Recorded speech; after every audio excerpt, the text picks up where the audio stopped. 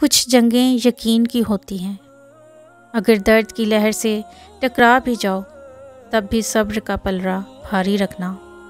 جسے تم بے بسی کہتے ہو وہی صبر کی وہ حد ہے جہاں فیصلے تمام ہوتے ہیں۔ کیا پتہ تمہیں آج ہی حساب کتاب کے بعد سرخرو کر دیا جائے، عرش پر تمہاری فتح کی تیاری کی جا رہی ہو۔ کیا پتہ جسے تم مستقل شکست سمجھ رہے ہو وہ جیت کی پہلی منزل ہو۔